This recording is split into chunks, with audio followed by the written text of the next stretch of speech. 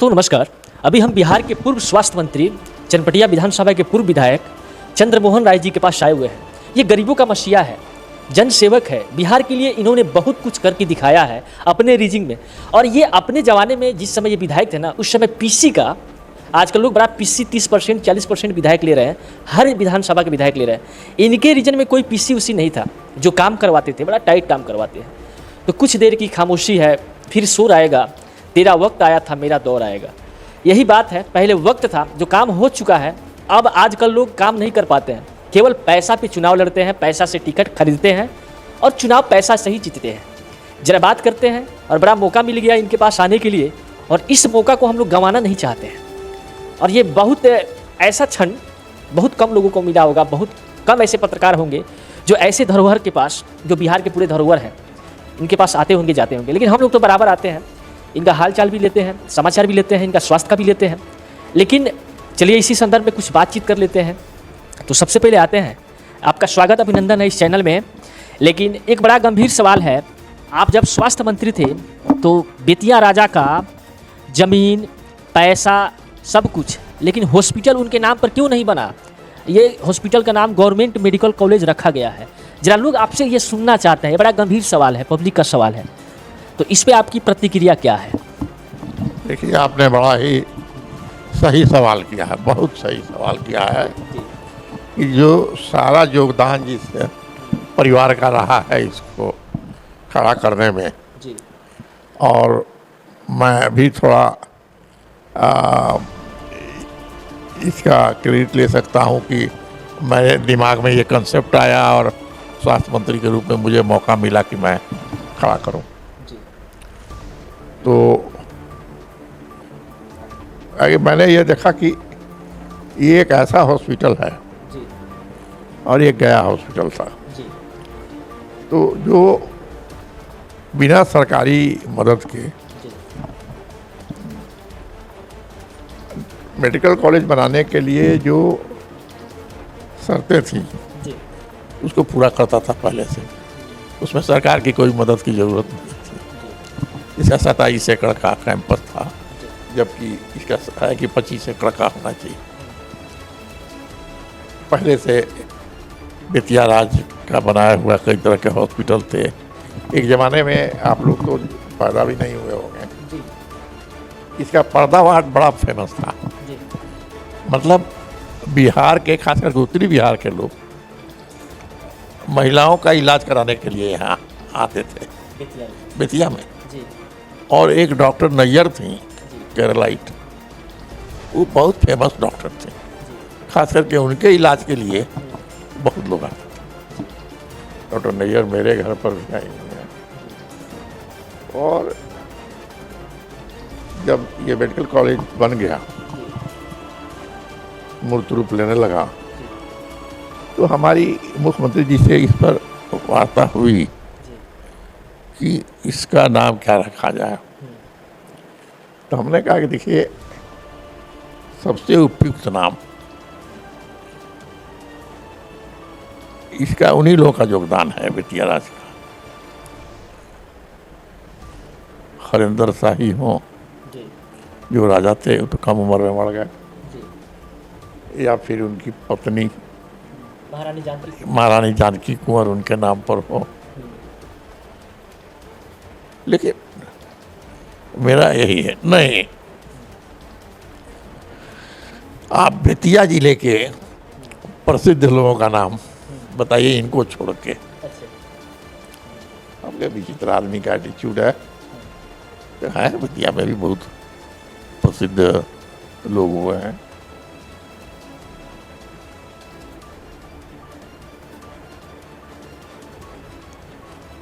पंडित प्रजापति मिश्र हैं, स्वर्गीय बलराम राय हैं, विपिन बिहारी वर्मा हैं।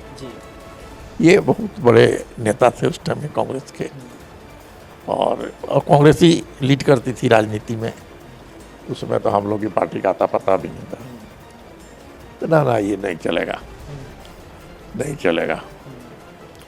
ये मुख्यमंत्री सरकारी, आप जानते हैं, जो स्तर पर निर्णय होते हैं उसमें मुख्यमंत्री की एक अहम भूमिका होती है। और मैं कह सकता हूँ कि बिल्कुल उनके नाम रखने को सबटाज किया मुख्यमंत्री ने। मुझे आज कहने में कोई हिचक नहीं है, और मैंने बहुत जोर लगाया, लेकिन वो नहीं माने। और एक दिन बिना पूछे उन्होंने इसका नाम गवर्नमेंट मेडिकल कॉलेज रख दिया, जबकि इसी के समकक्ष बना था, थोड़ा बाद में बना। इन्होंने राजगीर में भी बनवाया, पहले नहीं था, फिर कहने लगा राजगीर भी बनेगा। फिर कहा कि ये शरद यादव चाहते हैं कि मधेपुरा में भी एक बने, लेकिन सबका नाम रखाया, लेकिन इसका नाम गवर्नमेंट मेडिकल कॉलेज। जैसे उन्होंने राजगीर का वर्धमान महावीर मेडिकल कॉलेज। क्या इनकी मनसा रहती है कहना पड़े, लेकिन मुझे गर्व भी है और तकलीफ भी है। गर्व इस बात के लिए कि मैंने सुझाया उस नाम को और अड़ा उस पर, लेकिन ये इनको क्या था, इन्होंने उसको नहीं रखा। अच्छा, कई लोग ऐसे भी हैं जो वहाँ के मौजूदा सांसद थे संजय जायसवाल, उनका भी लोग दोषी मानते हैं, इनका भी कुछ भूमिका था नाम नहीं रखने की जगह पे। ये बात सत्य है? देखिए, अब सत्य है या असत्य है मैं नहीं कह सकता, कि मुझे इस बात की पक्की जानकारी नहीं है, तो उसका मैं आरोप नहीं लगा सकता हूँ। लेकिन उन्होंने हॉस्पिटल के निर्माण में अरुचि दिखाई, टोटल रुचि नहीं, एकदम नहीं था। Being a doctor, being a ये लोकल एमएलए, लोकल एमपी, लेकिन उन्होंने नहीं दिखाई। अच्छा, आज के दौर में जो हॉस्पिटल में काम हो रहा है, इलाज हो रहा है, जितने भी दवाइयाँ हैं वहाँ पे, वो पब्लिक को दिया नहीं जाता है। सारे दवाइयाँ ब्लैक में बेचना, फेंक देना, पब्लिक से पैसा लेना, मनमानी करना, इस पे आपका कमेंट्स क्या है? देखिए, आदमी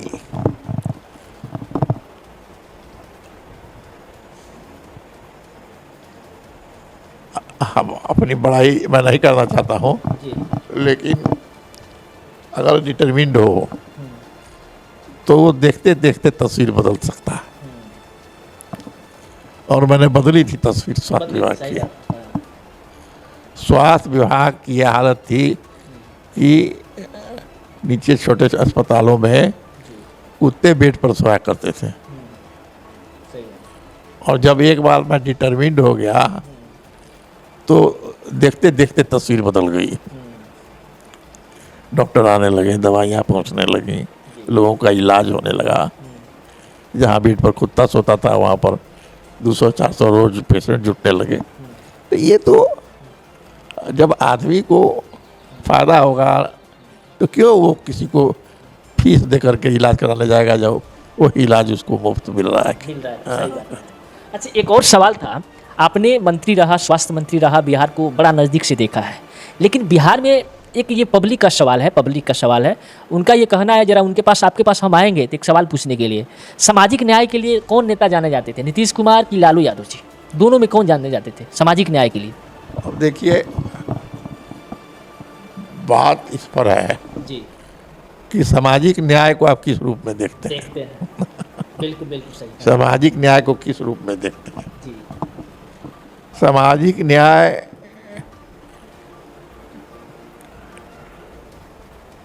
का जो स्वरूप बदला, शासन का स्वरूप बदला,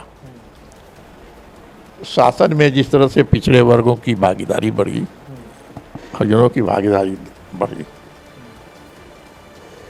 तो मैं अभी भी कहता हूँ कि अगर लालू के दिल में लालच नहीं समाया रहा था तो वो अम्बेडकर की तरह पिछड़े वर्गों का मसीहा बन सकते थे। सही बात बोला आपने। हाँ, लेकिन ये लालच जो है और परिवारवाद उनको खा गया। तो आपका कहना है कि उस ओर जा सकता था, और बोली चाली से उन्होंने शुरू में इम्प्रेशन भी दिया, इसीलिए उनकी लोकप्रियता भी बढ़ी। जी। लेकिन अच्छा, लालू के रीजन में आपने देखा है कभी जंगल राज 2, यानी चोरी डकैती अपहरण लूट मार, ये सत्य बात है? जरा पब्लिक जानना चाहती है, ताकि उस रूप में आप देखे हैं लालू को बड़ा नज़दीक से आप ऐसा नहीं है, जी। ये लालू के टाइम में ही शुरू हुआ। जी। एक बार आपको याद है कि नहीं, आप लोग बच्चे हुइएगा, जी। जंगल राज का नाम जो पड़ा, जी। यहाँ के एक बहुत फेमस डिस्ट्रिक्ट एंड सेशन जज थे यहाँ के, जी। चंपारण के, और उन्होंने एक जजमेंट दिया, और जजमेंट में इस शब्द का प्रयोग किया, जंगल राज का। तो उसमें अपहरण की घटनाएं शुरू हो गई थी। लेकिन लालू जिस वर्ग से आते थे, ये हम नहीं कह रहे हैं कि उसी वर्ग के लोग इसी में थे, लेकिन उस वर्ग का कम से कम हम लोगों के इलाके में इसमें बड़ा वर्चस्व था, और इसको आगे बढ़ाने में और करने में, मतलब किडनैपिंग जो है और किडनैपिंग के माध्यम से पैसा वसूलना, ये इतना बढ़ गया ना कि हम लोग जैसा मजबूत आदमी भी डर गया। अब सुबह उठते थे तो पहले यही पता लगाते थे कि आज कोई बड़ी घटना तो रात नहीं हो गई, तो ये बात तो थी। अच्छा, एक अंतिम सवाल पे है, पहले के राजनीति करने वाले लोगों को, नेताओं को, और आज के करने वाले नेताओं में आप कैसे अंतर देखते हैं? पहले के लोग जो नेता किसी सभा में जाते थे संबोधित करने के लिए, बोलने के लिए या सभा को संबोधित करने के लिए, तो ट्रेन से, पैदल, बस से जाते थे। आज पहले के जो नेता थे, किसी भाषा को संबोधित करने जाते थे नेता लोग, तो बस से जाते थे, ट्रेन से जाते थे, पैदल भी आ जाते थे। लेकिन आजकल के नेता हेलीकॉप्टर से आते हैं, फॉर्च्यूनर से आते हैं, बड़ी बड़ी गाड़ियाँ से आते हैं। तो आप दोनों में अंतर कैसे देखते हैं? आपको नहीं लगता है पब्लिक का पैसा ये पूरा खराब हो रहा है, इसमें विकास में लगना चाहिए? आपका बहुत पिन पॉइंटेड सवाल है जी। इतना धन का, पब्लिक मनी का जी। इस कदर मिसयूज नहीं होता था। जी। कांग्रेस को लोग लाख गाली दें, लाख गाली दें, लेकिन जवाहरलाल नेहरू तक, एवं इंदिरा गांधी तक एक संस्कार था उनका। हम एक ही बात कहते हैं लोगों से कभी कभी कि इंदिरा गांधी ने इमरजेंसी लागू की, उसका हम लोग लाख गाली देते हैं, लेकिन इंदिरा गांधी के रेगीम में इधर से करीब करीब सारा हिंदुस्तान सरेंडर कर चुका था। ये झूठ बोलते हैं अगर अटल बिहारी वाजपेयी और जॉर्ज फर्नांडिस और ये कि हमारे लाभ नहीं हुआ। आप लोग के टाइम में पूरा देश ठंडा हो गया था, ठंडा हो गया था और सरेंडर कर चुका था। और इंदिरा गांधी ने हिम्मत दिखाई और इम्पार्शियल चुनाव का ऐलान कर दिया। अच्छा, आजकल एक लोग कहीं ना कहीं इंदिरा गांधी के दिल में था जी कि वो आखिर जवाहरलाल नेहरू की बेटी थी, और उनके दिल में था कि हमको रियल विश्वसनीयता प्राप्त करनी है पब्लिक से, और उन्होंने इसीलिए ये रिस्क लिया। ठीक है, उस समय उनका रिस्क सफल नहीं हुआ, लेकिन 2-3 साल के अंदर ही उन्होंने सफल हो गई। अच्छा, प्रधानमंत्री जो नरेंद्र मोदी साहब हैं, आपको लगता है धर्म पे, जाति पे, मंदिर मस्जिद पे कुछ काम करते हैं? इस पे वोट मांगते हैं, सेना के नाम पे वोट मांगते हैं, ऐसा आपको लगता है? देखिए, नरेंद्र मोदी का शुरुआती जो लड़ाई हुई उनके कैंडिडेट बनाने का, उम्मीदवार बनाने का, संघ का, विश्व हिंदू परिषद का, और भी तरह तरह के लोग, तो उस लड़ाई में मैं भी शामिल था जी। मैं उनका प्रबल समर्थक था, नीतीश कुमार बहुत विरोधी थे जी और सुशील मोदी उनके नीतीश कुमार के प्रबल समर्थक थे। जी हमारी याद है हमको कि जिस गोवा राष्ट्रीय कार्यकारिणी की बैठक में ये फैसला हुआ जी कि प्रचार प्रमुख नरेंद्र मोदी बनाए जाएंगे। आप लोगों को शायद उस विस्तार से नहीं याद हो। और हम और सुशील मोदी संयोग से एक ही प्लेन में एक ही सीट पर अगल बगल बैठ के गए और उसमें बहस होती चली, थोड़ा तीखापन भी आ गया बहस में। आप नरेंद्र मोदी के प्रचार में लगे हुए हैं, तो हमको उस समय लगता था, हालांकि सही इंप्रेशन नहीं था, आज मैं मानता हूँ कि नरेंद्र मोदी काम करने वाले आदमी हैं